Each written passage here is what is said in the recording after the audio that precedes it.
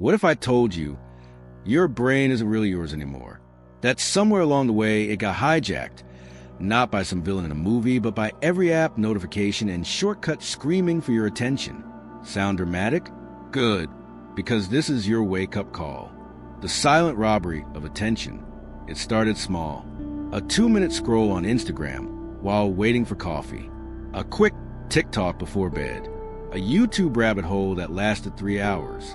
You didn't notice it at first, but piece by piece, your attention, the currency of your mind, was being stolen. Not lost, stolen. Every time you click, someone profits. But it's not you. You're paying in focus, in clarity, in peace. And you wonder why you feel foggy, restless, never fully present? Because you've been giving away your most valuable asset, like it's free. It's not. Your attention is your power. And whoever controls it, controls you. Reclaiming control starts with a choice. One day, I sat in a cafe, phone buzzing beside me, tabs open, mind racing.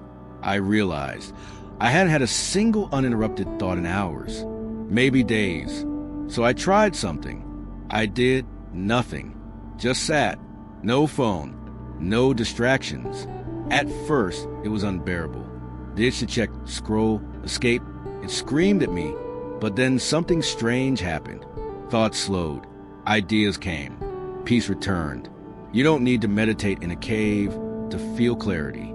You just need to stop treating your mind like a garbage bin for constant input. Let boredom in. It's not your enemy. It's your gateway to creativity, to stillness, to control. You are not your urges. Here's a hard truth. Most people live like puppets of their own impulses. Feel a craving? Give in. Feel a distraction? Follow it. Feel a discomfort? Escape. But what if I told you, you are not your thoughts. You are not your urges. You're the one watching them. Think of your mind like a stormy sky. Thoughts, craving, distractions, they're just passing clouds. Most people grab onto them like they're gospel. You can learn to let them pass.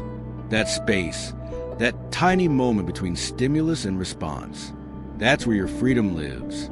Expand that gap, and you become unstoppable. Build a life around consequence, not comfort. Now, let's talk about something nobody wants to hear. Comfort is killing you. Not all at once, but slowly. Comfort in the moment leads to regret in the future. And discomfort now, it builds the person you actually want to be. Every action you take is a vote for the future version of you. Scrolling or studying, sleeping in or showing up, noise or silence. Each one pulls you toward chaos or discipline, reaction or intention. The mind without structure becomes a slave to stimulation. But a mind trained in discomfort, it becomes a weapon. The choice is yours. Most people will drift through life, lost in noise, mistaking chaos for freedom. But not you, because now you know. Focus is a skill. Discipline is a choice.